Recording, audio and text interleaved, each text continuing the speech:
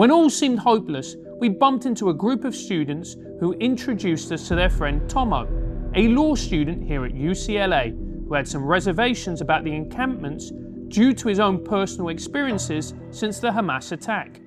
I accept that people have the right to protest. I just don't believe with the terms that they say for the most part. And what are their terms? I think some people do support pro-Palestine because being a Zionist does not mean you're not pro-Palestinian. Mm-hmm.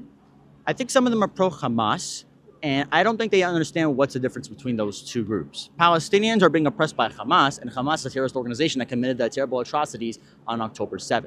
Why are they not making that distinction? It's because they're not thinking for themselves. They're being told a narrative. There's very little thinking. They're just screaming in names. Colonizer, genocide, apartheid. I'm keep hearing all three of these names and they all call me buddy. Like, what's up, buddy? Yeah, buddy. Like, it's either just ad hominem attacks or just labels that they give them. And they have no way to explain them. They have a set of plans to engage in a protest on every single day, but this has been one of the biggest ones, and it's probably because Chancellor Gene Block just testified. UCLA Chancellor Gene Block has drawn criticism over his decision to enlist police to help disband encampments, resulting in more than 200 arrests.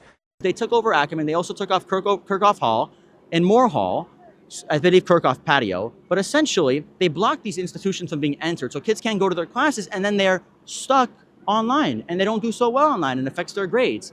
And it's going to negatively affect this institution's reputation if all the kids are online, and also it's against the policy. They promised us in person. They did online a week ago. So what you're basically saying is they're preventing students from going to class. They're physically barring the way. Yeah, so for instance, I'm supposed to have an exam here soon. I'm not going to be able to have this exam here. I don't think. I have to speak out to my teachers now. So that's one problem that I'm facing. I feel very uncomfortable being here. I feel like I walked into like a war zone. Like I'm just trying to have a good time in college. Personally, for me, I feel like this whole school year has been robbed. It's like everything's political. I can't really say anything. I can't really do anything. And I'm afraid that if I say who I am, my teachers will give me low grades. So it's very frustrating for me. And I also want to have a good time with my friends. And everybody here wants to. Everyone's really tired of this. And what's the atmosphere like on campus at the moment? Very dark, very gloomy. I don't like it. I feel like it's a sunny day, but it feels very dark in my soul. I don't like it. And so what is your racial background? My racial background, I'm Semitic. So I know there's different ways to view race, but I'm Semitic. My parents are Israeli. I'm Jewish. I was born in Florida. So I'd say Middle Eastern. Do you feel uncomfortable being Jewish at the moment on campus? Absolutely. Personally, I would never tell my professor I'm Jewish. I don't tell people that I know that I'm Jewish. I only would ever say it to people that I know are also Jewish. I'm absolutely certain. And honestly, if I say I'm Jewish, probably people will ignore me. That's how it's been most of the time. Was this directly after October 7th, or has it gradually seeped into the culture? Ever since October 7th, it's been this way. Ever since October 7th. That day, just my Jewish identity, I feel like I've been targeted for it. And has people said things to you because of the fact that you're Jewish? Have you been threatened, etc.? Yes, but I don't believe it's something I want to say on camera.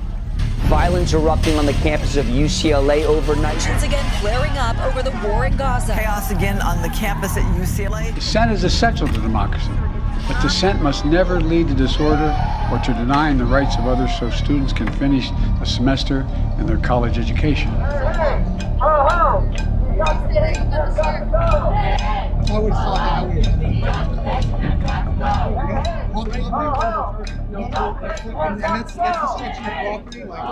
Why do you think this has erupted in the manner that it has? These people are communists. It's not a conspiracy theory. Another thing that I noticed inside their camps is always Marxist literature. The revolutionary communists are here. They're somewhere right behind me.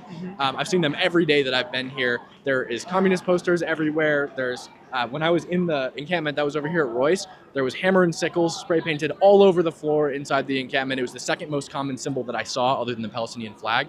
I went undercover inside the camp. So I think the ringleaders are communists. They use the Gaza conflict as a catalyst to get people out, and then they slowly try to convert them. They read communist literature at their assemblies. So I think that's why it's erupted. These people, there's no way they care this much about Gaza. Like, it's a big conflict that's happening, but there are very clearly ulterior motives. They talk a lot about intersectionality, race issues, gay issues, ableism, pretty much anything that could apply to everyone to draw them in. So if you are literally a walking, living, breathing human being, there's probably something they could use to draw you in. Do you think part of it as well is this is really the first war that has erupted in the social media age? So people are seeing clips of war, which is obviously horrible and awful, children being killed, women being killed, and that has really triggered a lot of people. I mean, no, I don't think so. Ukraine, that erupted in the media age. There's plenty of people in Ukraine with cell phones, probably more than in Gaza. And also the Ukraine war is way worse. They're talking about 30,000 dead. When Russia invaded Mariupol with a population of 400,000, significantly lowered population density, they killed 30,000 people in the first 30 days. They don't care about people dying. Like, the death toll for this conflict, even if we accept the Hamas reported numbers, which are they've been debunked by like Abraham Weiner, professor of data science and statistics at University of Penn-Wharton. But even if we accept them, it's still a super low death toll for an armed conflict in the modern age, especially one that is being fought in the most population dense place in the entire world. There's 2.1 million people living in Gaza. That's a lot of people. Whereas Mariupol only had 400,000.